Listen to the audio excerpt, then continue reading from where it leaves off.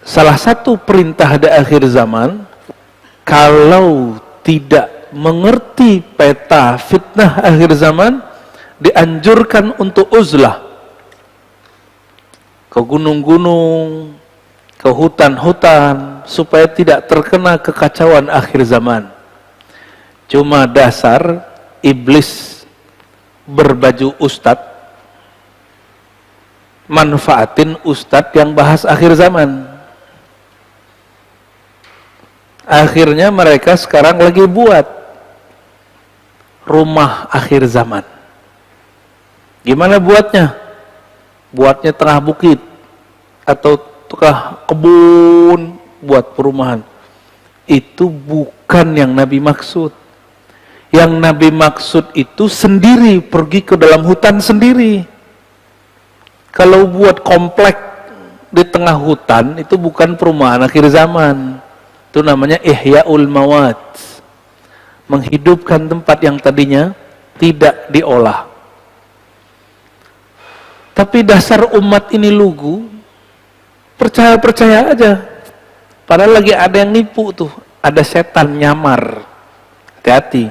Maka ustadz-ustadz akhir zaman yang membahas akhir zaman harus hati-hati dengan si pembisik-pembisik yang sebenarnya dia setan itu. Setan bertubuh manusia. Dia lagi bisnis, manfaatin agama. Umat betul lugu. Kita sudah berapa kali Pak dengar berita orang ketipu karena kafling atas nama agama, benar nggak? Maka saya mengajak agar umat jangan terlalu lugu, jangan mudah ditipu dengan penampilan. Mulai kritis, jangan kritis sama dalil doang. Mana dalilnya? Mana dalilnya? Semuanya harus dikritisi. Kecuali kepada guru yang benar-benar guru, maka kita beradab di depan beliau. Sama orang yang nyamar-nyamar gitu nggak usah ya. Jadi ini beda dengan uzlah. Uzlah sendiri-sendiri. Kalau khalwat, bersunyi dalam keramaian boleh. Masjid ini mungkin tidak cocok untuk tempat khalwat, tapi kalau musola-musola itu sangat cocok. Ya. Al-khalwah akhassu minal uzlah, wa hiya wa bihajha wa suratiha nau'un minal i'tikaf. Khalwat itu lebih khusus daripada uzlah. Lebih khusus. Kalau uzlah kita pergi, ya, kalau ini lebih ringan sebenarnya. Walakin ini nau'un minal i'tikaf, ini bagian dari i'tikaf. Jadi sebenarnya bisa di masjid seperti ini, lantai 2 ini sebenarnya bisa dipakai i'tikaf. Dan gak mesti bulan puasa. Karena bulan puasa, mohon maaf ya Pak Pengurus, yang nyeting i'tikaf bukan ustadz. Akhirnya ala-alaan, tahu ala-alaan. I'tikaf, tapi isinya bukan i'tikaf. Nabi i'tikaf bulan puasa 10 hari terakhir. Apa yang Nabi buat? Nabi membuang semua aktivitas-aktivitas duniawinya. Handphone disimpan pastinya, ya. Itu bid'ah itu, lagi i'tikaf kok masih pakai handphone. Apalagi kajian dikurangi.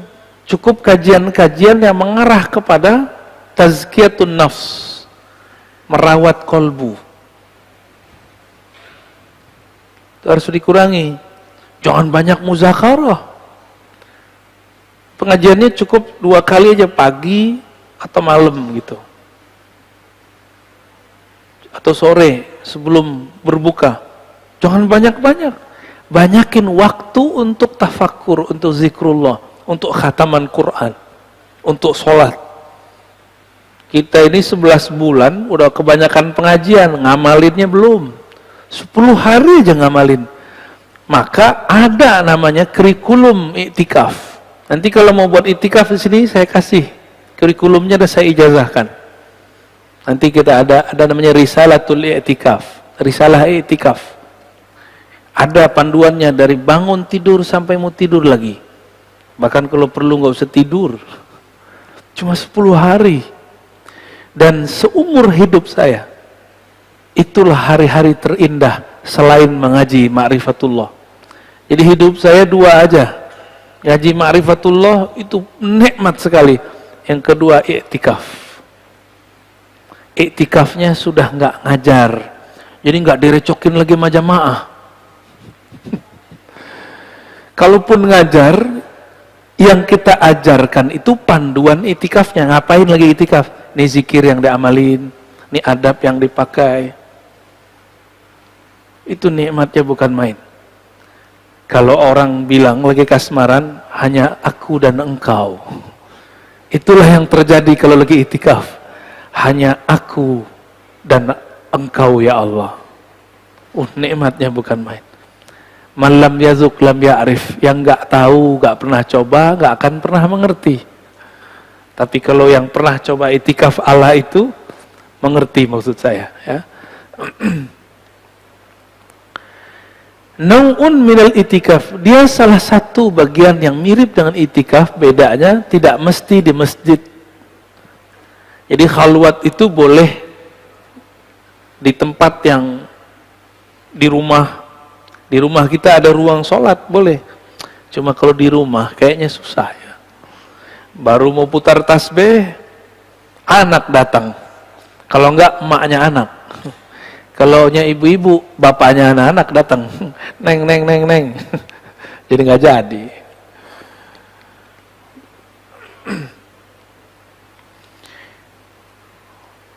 Walakin la fil masjid wa rubama kanat fi. Boleh di masjid, boleh di luar masjid. Nabi sebelum beliau bertugas jadi seorang rasul, beliau sudah nabi. Di mana beliau berkhalwat? Goa Hira. Nabi Musa Tur Sina. Nabi Yunus Goa Nun, perut ikan. Semuanya berkhalwat. Maka saya sangat menyarankan kepada santri-santri yang berdikadar jadi dai, dia harus belajar khalwat kepada mursyid-mursyid thariqah. Supaya mata nggak hijau melihat amplop sama ngelihat jamaah. Bagi dia sama aja, mau jamaah banyak, mau sedikit sama. Kalau si dai ini tidak kenal Allah, tidak mengenal bahwa Allah ini maha memberi rezeki, maka dia marah jika kurang dihargai dengan amplop yang tipis. Ini serius Pak.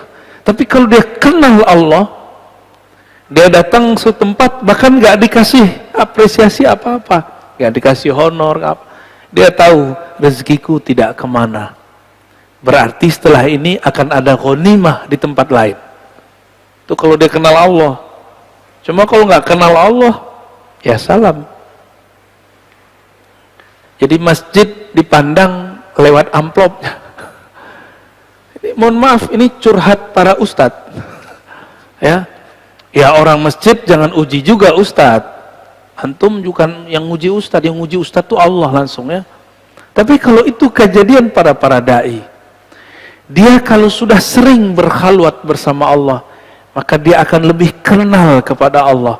Kalau dia sudah kenal Allah, dia sudah tahu pola-pola Allah memberi rezeki. Ya. Jadi jangan jadi ustadz dai penceramah dulu kalau belum pernah khalwat. Minimal 40 hari, 10 hari, 10 hari, 10 hari, 10 hari. Ya, mau jadi ustadz kan? Khalwat dulu, ini santri saya nih. Dulu belum bisa baca kitab sampai bisa baca kitab. Nggak ngerti di luar.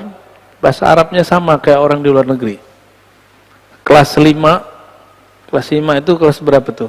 Kelas 2 ya. 2 SMA atau kelas 1 SMA saya udah ngajar pakai bahasa Arab. Mereka itu. Cuma kita kasih tahu dari dulu. Ustadz itu nggak hanya bisa baca kitab kuning. Nggak hanya yang bisa bahasa Arab. Kalau bisa bahasa Arab doang, orang Arab baru lahir bisa ngomong bahasa Arab.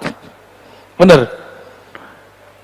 Ya, yang tinggal di Condet mah bisa pakai ane ente, kif haluk ya bisa. Bukan itu.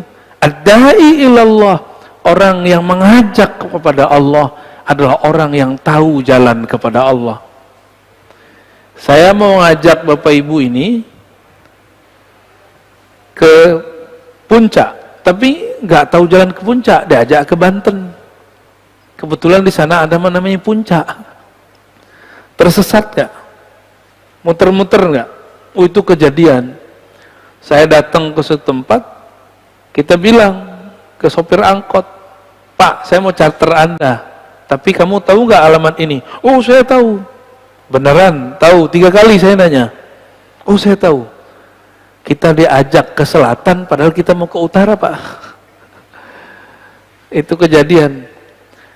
Maka da'i ini ada 2. Ad-da'i ilallah, da'i kepada Allah.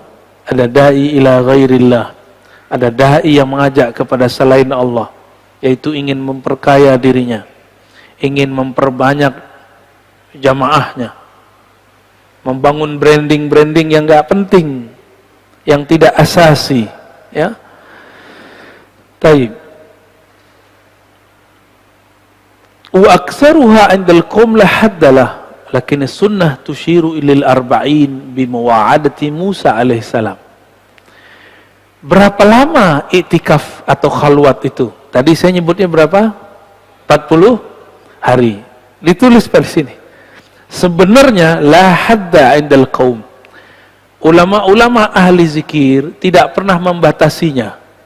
Namun idealnya 40 hari seperti Sayyidina Musa. Sebenarnya juga khalwatnya Sayyidina Musa tidaklah 40 hari, hanya 30 hari. Tapi adab yang ada pada Sayyidina Musa, beliau nggak boleh siwak, nggak boleh gosok gigi. Begitu di riwayatnya.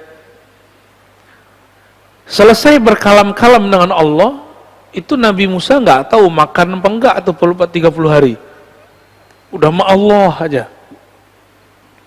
Tiba-tiba berhenti dialog dengan Allah, dia merasa mulutnya bau. Maka dia ambil akar siwak, dia bersihkan. Berarti dia masih sibuk kepada selain Allah.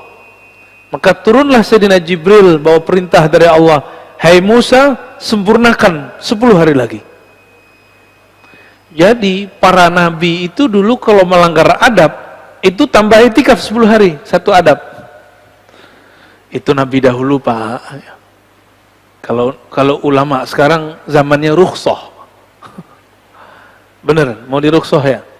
Tapi masih ada kiai kita yang ketat. Ya, di Banten ada Abu Yamun Fasir ya. Itu kalau datang cuma minum air putih. Berapa hari? 14 hari. Ajib.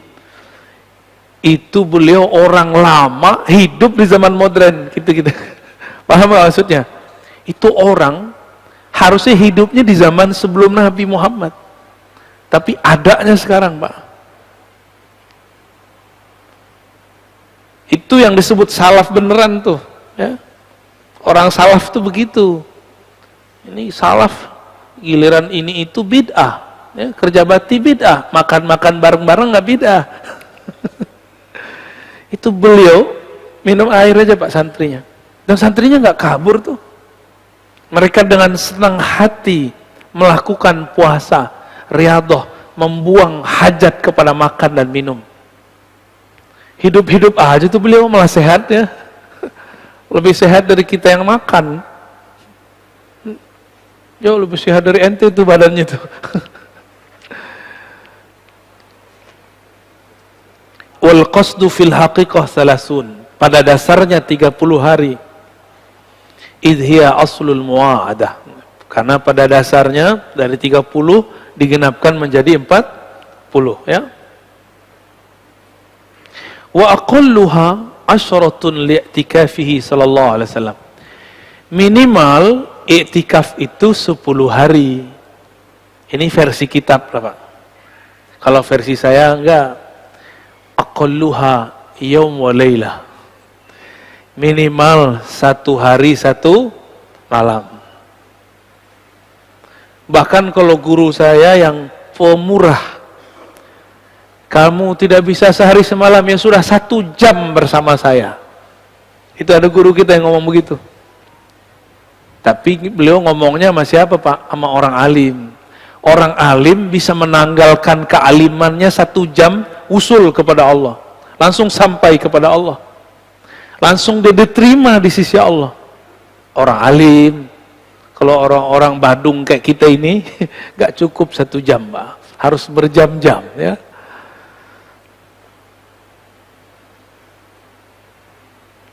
Apa tujuannya? Tathhirul qalbi min adnasil mulabasah.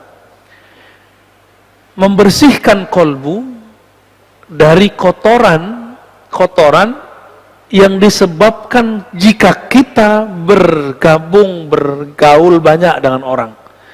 Kita ini 2 aja, mempengaruhi, dipengaruhi. Benar gak?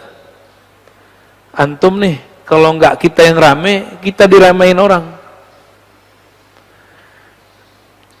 Khalwat itu gunanya supaya mensterilkan kolbu dari kita jadi penyebab orang lain kena noda-noda akhlak. Itu lebih kurang. Wa ifradul qalbi li dzikrin wahidin. Lalu, ini yang tidak ada pada itikaf zaman now. Zaman now itu, lagi-lagi saya katakan, karena yang nyeting itikafnya, yang buat kurikulum itikafnya tidak pernah itikaf yang bersambung sanad itikafnya dari Rasulullah. Jadi itikaf itu ada ijazahnya dari Rasulullah kepada sahabat terus sampai kepada mursyid zaman sekarang. Tiba-tiba ada ustadz pengurus masjid buat itikaf. Lah sanadnya dari mana? Akhirnya buat ala-alaan tadi. Padahal kalau itikaf tidak hanya kemudian meninggalkan kesibukan duniawi, tapi ada tambahannya. Ifradul qalbi li zikrin wahid. Menkhususkan kolbu membaca 1 zikir. Makanya kami dulu, saya alhamdulillah dapat izin dari Allah Subhanahu wa taala di masa masih muda. Sangat muda sekali. Sekarang juga masih muda, Pak. Mudah-mudahan.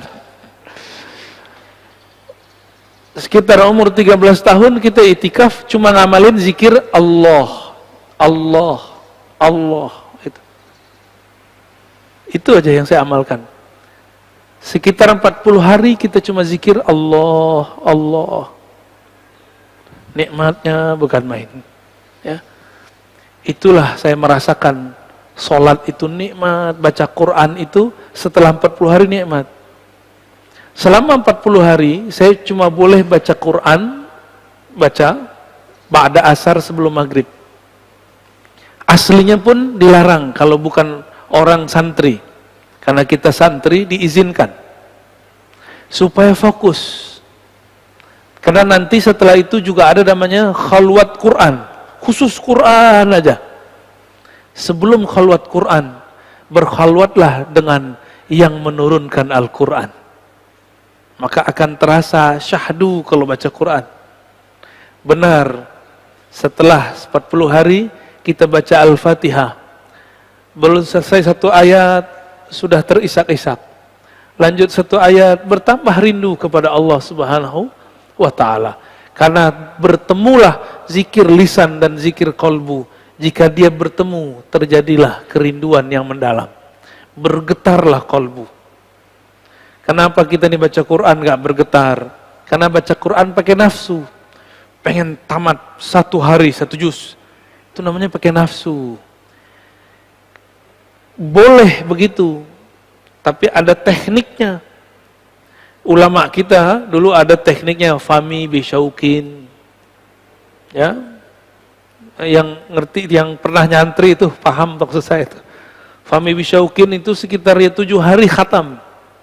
Seminggu khatam. Khatam Quran.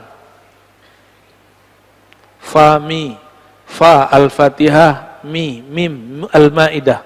Dari surah Al-Fatihah sampai Al-Maidah. Berapa juz tuh?